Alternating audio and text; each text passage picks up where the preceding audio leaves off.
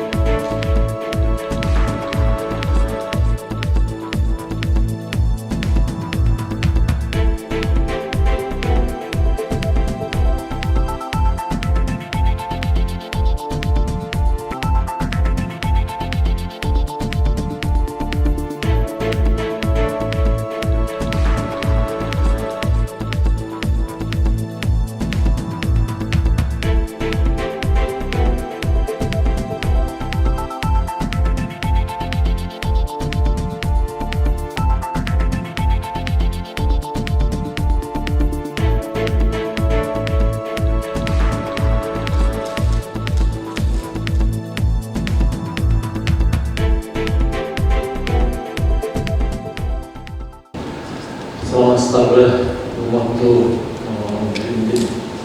бийлигин райондагы урматтуу ректорлор, бүгүн сиздер менен ушундай күндө жолугушуп аткан үчүн өтө кубанычтамын. Президентибиз Садыр Нурулбекович өзүнүн сүйлөгөн сөздөрүндө дайыма биз жаңы Кыргызстанды куруп баштадык деп көп айтат да. Мына ушул жаңы Кыргызстанды ким курат? Кандай бул жаңы Кыргызстанды кандай элестете алабыз? Ең башында ушул интеллигенция турат. Мына сиздер менен жолугушуп аткандын эки себеби ушул биринчиси ушул интеллигенциянын кадрларынын өтөлүгү, интеллигенциянын коомго тийгизген ролунун өтөлүгү, интеллигенциянын коомду алып кетүүдөгү, коомду астыга сүйрөдөгү ишин жакшыртуу багытында иштер жүргүзүлө башталат. Ошондуктан сиздерден сураныч катарында ушул интеллигенция коомго кенен аралаша башталсын, интеллигенцияда коомдун ой пикирин курууга кенен кадам таштоосуна, келечек муундагы сиздер өзүңүздөр башталган ушул келечек муундагы студенттерибизди келечек интеллигенцияны жаңы Кыргызстанды курууга багыттуу тарбиялоо жагына түшкөнүздөр дегенден айтып барганбыз. Айтып коюп жолугушуп атабыз. Биринчиси, экинчиси мына биз өзүндө ушул университетте бүткөн, ушул университетте жыл сайын жаз келгенде бир ала тоо жазы деген фестиваль болот. Ошол ала тоо жазы болот деп биз ала күздөн баштап даярданабыз. Ошол ала күздөн баштап ошол ала тоо жазындагы фестивалга катышып, ошондо көрүнүп, көзгө көрүнүп, ушундай ала тоо жазындагы фестивалына катышкан студент, айналган студент, ошондо бир сыйынтка ээ болгон студент деген атыбыз калса экен деп ала күздөн баштап даярдана баштады. Мына ошол сыяктуу бир студенттерди маданий жактан, спорт жагынан, индивидуальный өзүн-өзү тарбиялоо жагынан, окуу тарабынан ушул окуу жайлар ортосундагы иш-чараларды, университеттин өзүндөгү иш-чараларды көбөйтүп, ушундай бир белгилерди кайра баштасаңыздар деген сураныч менен келип атабыз. Себеби азыр жаштарыбыз ишке өзүңүздөр билесиздер, жаштардын ортосу жаштарыбыз мындай бир жаз болобу, ушул жазында өзгөчө мындай бир бош жүрбөш керек да. Жаштардын ой пикири бош жүрбөш керек. Башында дайыма бир максат. Мен маалымат катарында гана кыскача сөйлөйүн деп келген болчумун. Негизги ойду биздин министр айыбыз Гүлзат айтат болуш керек. Негизги максаттар бар. Мына сиздер өзүңүздөр билесиздер. Өзүңүздөрдү мындай айтканда, мурдакыдай чачкы болбой азыр үчүн ойлонуштуңуздар. Бир тармакка бириктиңиздер. Эми ушул бир тармактын ишин баарыңызга биргелешип, бир жакадан баш президенттен кол чыгарып дегендей биргелешип алып келсеңиздер, сиздердин тармак кайрадан көтөрүлүп, кайрадан баягы учурдагы атактуу бул чоң окуучу. Бирок жылдар эң кичинекей чагында биз бала кезде университеттин мугалими деген сөз райкомдун биринчи секретарынан жогору турат. Райкомдун биринчи секретарынан боюнча көңүлгө карап көрсөңүз, университетте мугалим экен десе, кандай адам университетте мугалим деп карап айылда. Ошол деңгээлге кайра жетишибиздер керек. Ошондой жогорку окуу жайы мугалим деген сөз. Жогорку окуу жайында иштейт деген сөз. Өтө чоң сыйынтык айланына жетишибиздер керек. Ошону сурап берди. Рахмат. Урматтуу Кыргыз Республикасынын президент кеңешчиси Чолмонбек Абыкеев агай, урматтуу жогорку окуу жайлардын жетекчилери, атактуу кесиптештер, саламатсыздарбы? Сіздерге белгилүү болгондой, бүгүнкү күндө 85 жогорку кесиптик окуу жай жаштарга билим берүү менен катар тарбия иштерин алып барып жатат. Биз бүгүнкү күндө жаштарыбызга билим берүү менен гана чектелип, алардын руханий жан дүйнөсүн улуттук баалуулуктар менен байытып тарбиялоо жаатында иштерди алып баруу соңундап бара жаткансет. Ошондуктан студенттерге окуу акысын төлөө же болбосо сабакка катышуусун гана баса көзөмөлдөбөстөн, алардын коомдук өзүн өзү алып жүрүүсүн жана улуттук баалуулуктар менен жашоосуна өрнөк боло турган жагдайларды түзүшүбүз керек. Акыркы мезгилде жаштарыбызга билимден да биринчи тарбия берүү борчундуу маселеге айланып бараткандай сезилет.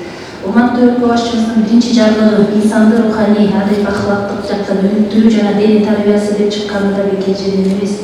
Бүгүнкү билим алып жаткан жаштарыбыздын руханий, адап, ахлактык жактан толук кандуу тарбиялоо биздин милдетибиз. Жогорку окуу жайларында тарбия берүү иштери бул келечектеги адистердин, келечектүү ийгиликтүү муундун, маданий, жарандык жана кесиптик сапаттардын калыптандыруучу билим берүүнүн маанилүү курамдык бөлүгүн камсыз кылган процесс болуп эсептелет. Азыркы учурда тарбия берүүдө калыптанып калган эки баскыч менен эле турганыбыз артыкталат. Алгач алсак биринчи деңгээл баардыгыбызга тааныш болуп калган маданий массалык иш-чараларды ишке ашырууну алкагында университетте мамлекеттик майрамдарга арналган иш-чара болсо, экинчи деңгээл жеке инсанга багытталган тарбиялык иш боюнча кураторлук сааттар менен гана чектелген. Улуттук билим берүүнүн тарбиялоо идеалы руханий жактан аң сезимдүү, адеп, ахлактуу, чыгармачыл, ата мекендин тагдырын өзүнүн тагдыры катары кабыл алган, жоопкерчиликти билген кыргыз жарандыктөө болуп саналат. Ал үчүн биз жаштарыбызга коомдук баалуулуктар болгон адамзат, үй-бүлө, эмгек, ата мекен, жаратылыш, тынчтык, билим, маданият, ден соолук сыяктуу багыттардын баалуу экендигин толук кандуу жеткирүү эң негизги жалпыбыздын максатыбыз болуу керек. Мамлекет башчыбыздын ар бир чыгарган жарлыктары тарбия багытын күчөтүү үчүн чоң роль ойнойт. Себеби инсандык руханий, адап, ахлактык өнүгүүсү жана дене тарбиясы жөнүндө жарлыгынан баштап, улуттук ден дүйнөлүк бийиктик жолу жөнүндө жарлыгына чейинки кабыл алынган баардык жарлыктарында тарбия маселеси, патриоттулук, улуттук баалуулуктар сыяктуу өзөктүү маселелердин баардыгы камтылган. Биз бул багытта убактылуу гана иштерди алып барбастан, системалык түрдө маани берип, иш жүргүзүүнү өнөкөткө айлантуу маанилүү деп эсептейбиз. Жаштарыбыздын туура кабылдануусуна ректорлордун, тарбия иштери боюнча проректорлордун, декандын, тарбия иштери боюнча орун басарлардын ордусу чоң. Сиздер улуттук баалуулуктарды эске алуу менен ар бир студент жана жаш окутуучулар менен тыгыз иштеп, тарбия багытында маанилүү болгон, натыйжа бере турган иш-чаралардын планын иштеп чыгып, ошол негизинде толук кандуу иш алып барууңарды бүгүнкү күндүн негизги талабы. Бүгүнкү жыйындан пайдаланып, студенттерге адептүүлүк, мекенчилик, патриоттуулук, атуулук, маданий, өз алдынча ой чабытын өнүктүрүү, аларды өзүн өзү башкарууга багыттоо сыяктуу тарбия иштерин уюштуруу жана жүргүзүү боюнча терең иш алып барууга чакырабыз. Учурдан пайдаланып, урматтуу Кыргыз Республикасы президентинин кеңешчиси Чолмонбек агайга да ыраазычылык билдирип кетем. Убагында бизге туура сунуштама көргөзүп, ушунун алкагында ошол жыйналыштын эң негизги маңыздуу маселеси ушул бүгүнкү айтылган сөздөр болчу. Сиздердин олуттуу маселени көтөрүп, маанилүү баяндама жасаган үчүн терең ыраазычылык билдиребиз. Биздин министрлик ошол урматтуу жогорку окуу жайлардын жетекчилерине кайрылып кетем. Ушул жакта кандай маселелер гана болбосун, кандай сунуштар гана болбосун, болсун. Биз ар дайым сиздер менен көмөктөшүп чогуу иштерди алып барууга даярбыз. Чоң рахмат бардыгыңыздарга. Жооптор болсо, сунуштар болсо, ачыктыкта көпчүлүк айтсаңыздар болот. Жетекчилер.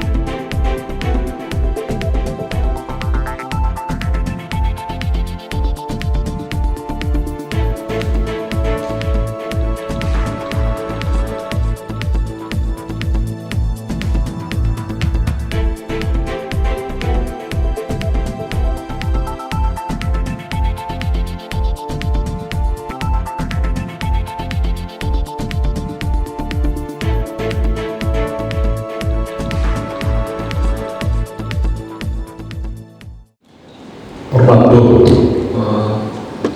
mektarlar, bugün ayrıca yaxşı söz oldu. Sizlerden şunday demligen kütümede özgücü bizim yaşlar boyunca alanın kıtalalarının alanın olan bilimde belirgin baylanışı şu taraftan halk olan meseleler yüzü zeytini saymayız tüylük etti. Adımız testiyerden aldım. Şu siyahlı bayağı üstevimiz yaxşı söz barda kırılsın, bir yaxşı söz var. Oğuzun yaşasan öyle başları değil. Şu siyahlı ayrı bir meselelerde şunday yüzüstü çoğulanda, rektorlar çoğulanda, bilim başında duran, bilimde bağlı verilçi, bilimde alıp barışçı adamlar duran açık söyleşi, bana tatlıla, bana hoşumcu oldu. Bandik çeçiminin sebepleri sağlığı yolculuklar, birincisi, ikincisi daha bir yaxşı ayetildi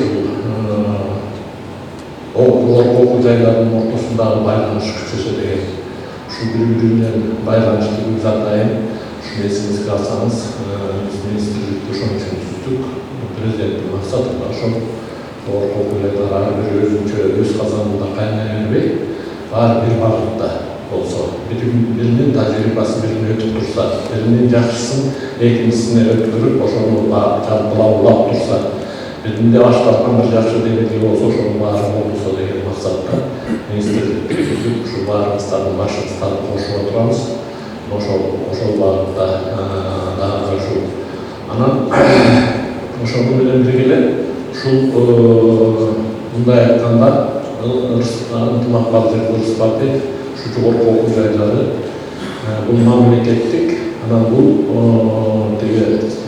cekemençik debey, bölümdöy,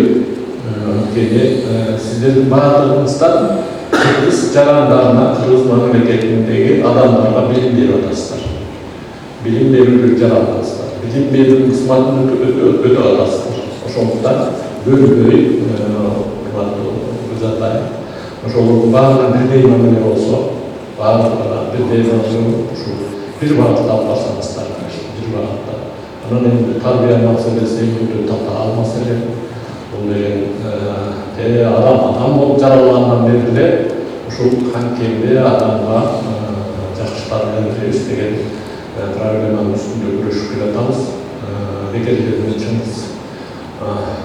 atağız aytkan emas eken, adamga en meyli gün sayın adam var. Oşo siyahlı başlı nerse adamga tuğra tarbiye verildi. Tuğra tarbiye verildi, şu tuğra tarbiye verildi, tuğra tarbiyeni gösterdi. Şu Sadır Nurulevich, Prezidenti Sadır Nurulevich daha gelecektir. Canı Kırgızstan'ın programında, Canı Kırgızstan'ın Canı Kırgızstan'ın en birinci gezekli adamlar. Canı Zıldoton emes, Canı Uruma'nın aktarları emes, Canı salınan işkanalardan emes, en başlısı canı adamlardan düşüyor. Adamların can büyümüsü canı Kırgızistan'dan düşüyor. Canı Kırgızistan'dan oluşuyor. Adamların can büyümüsünde canı oluşuyor. Bizim Ağustan yaratkan bu ulutluk, tarbiyalıq, жақсы сапаттарыбыз бар. Ошолордун баарын алып, анан жамандарын өчүрүп жооптуп, анан жакшыларын ошол салып, мына биз Жапондорду таңдалабыз, ошондой астык мемлекеттин элдерине таңдалабыз, ушулар ушундай бирок ошолордун ичине кирип көрсөңүздөр, ошо кыргыз элинин баягыдан келаткан улуу нарт салымындагы керек болсо ошолордон сурабыз. Біздің ұлымыз, елдің ұлымыз, елдіктер ұлы қайрап қойымыз ба, ұшыл жағынан біз қатар артықшылығымыз көп ұлытпыз, ошондықтан ушунун баарын биз өстүрүп, ошоға келечекте жаңы Кыргызстандын курултап сиздер ушул жерде отурган сиздер жасайсыздар жаңы Кыргызстандан, жаңы Кыргызстандын жагынан ошого биргеликте иш алып барыңыздар. Рахмат. Katışık vergenizler için çok rahmat.